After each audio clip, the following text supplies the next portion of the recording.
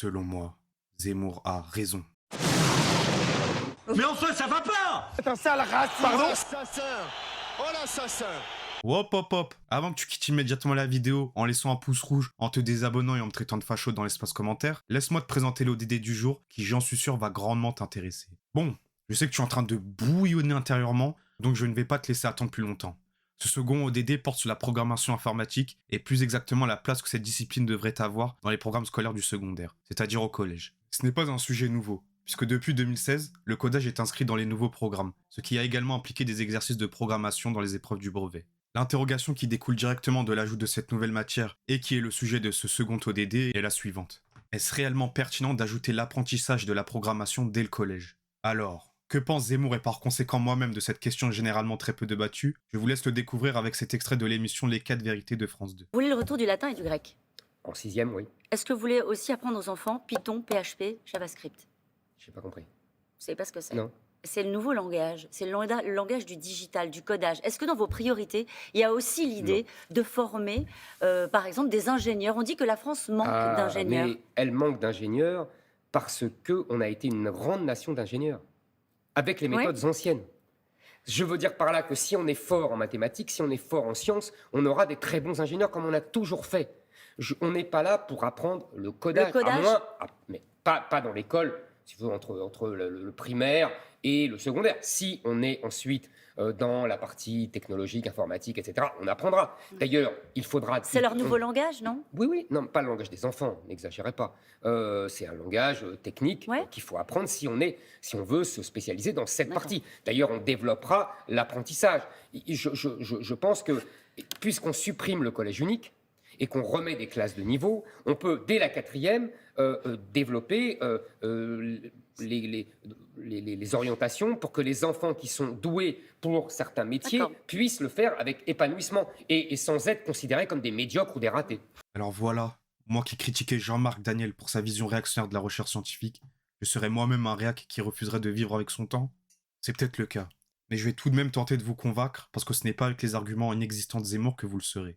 Allez, trêve de blabla et argumentons. Le premier argument en lien avec les dires du Z est que toute personne douée en mathématiques sera forcément douée en codage. Ce qui revient à dire qu'il est préférable d'accentuer le programme de mathématiques du secondaire en mathématiques théoriques plutôt que d'ajouter un autre enseignement. Cette remarque est très juste quand on sait que l'informatique et par conséquent les langages de programmation comme Python, C, JavaScript ou autres n'est qu'une branche de l'immense et sublime arbre qu'est la mathématique, comme dirait Monsieur Cédric Villani. Il est en réalité presque certain qu'un élève ayant reçu un très bon enseignement en mathématiques ou simplement doué pour cette matière n'aura aucun mal à apprendre à coder en différents langages de programmation dans des classes supérieures si son cursus est porté sur les maths. Car comme leur nom l'indique, ce ne sont que des langages. Au contraire, savoir écrire sans faute d'orthographe ne fera pas de vous automatiquement un successeur de Victor Hugo.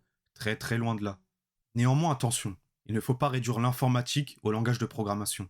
La première discipline est une branche à part entière des mathématiques dont il est nécessaire de s'y intéresser le plus tôt possible, au même titre que l'algèbre ou l'analyse. Ici, nous parlons uniquement de l'apprentissage de la programmation au collège. Par ailleurs, il semble évident qu'apprendre à coder sans base solide en mathématiques est complètement inutile. Aujourd'hui, lorsque de grandes entreprises veulent recruter des informaticiens, ces dernières cherchent en réalité des mathématiciens capables de mettre en place des algorithmes de plus en plus performants en termes de sécurité, de complexité temporelle ou spatiale. Chose infaisable sans être un très très bon mathématicien, et ce même si vous excellez en codage.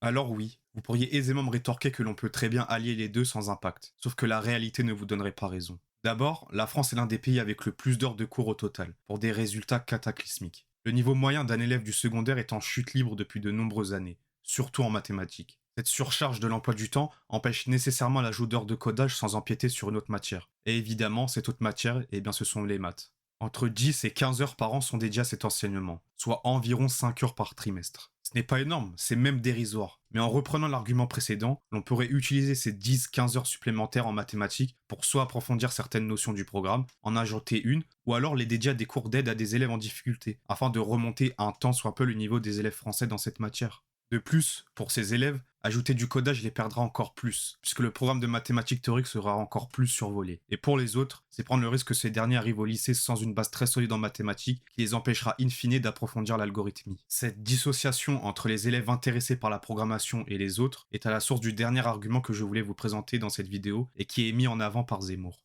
Si on est ensuite dans la partie technologique, informatique, etc., on apprendra. D'ailleurs, il faudra... C'est leur nouveau langage, non? Oui, oui, non, pas le langage des enfants, n'exagérez pas. C'est un langage technique Ouais. qu'il faut apprendre si on veut se spécialiser dans cette D'accord. partie. Il a encore raison selon moi. Malgré ce que pensent énormément de personnes, la programmation n'est pas utile à tout le monde. Seuls les étudiants en sciences, mathématiques, physique, biochimie, etc., les étudiants qui visent les grandes écoles d'ingénieurs ou alors ceux dans un cursus informatique ne peuvent pas travailler sans savoir programmer un minimum. L'ajout du codage dans les programmes du secondaire serait alors superflu. Par ailleurs, les élèves passionnés par le codage n'attendront pas ces nouveaux cours pour apprendre à coder. Avec l'avènement d'Internet, il est certain que ces élèves auront déjà acquis en autodidacte des compétences plus que supérieures à celles qu'ils auraient pu développer avec 15 heures de cours par an. Ceci étant dit, deux contre-arguments de poids peuvent être avancés. De 1, ajouter le codage peut faire naître des vocations à des élèves qui ne sont pas du tout familiers avec cette pratique. Et de 2, un grand nombre d'enfants n'ont malheureusement toujours pas la possibilité d'avoir un ordinateur personnel, ce qui pourrait engendrer des discriminations dans l'accès aux études liées à l'informatique. Pour être honnête avec vous, je n'ai rien à rétorquer à ces arguments qui ajoutent du poids à l'argumentaire pro-codage dans le secondaire.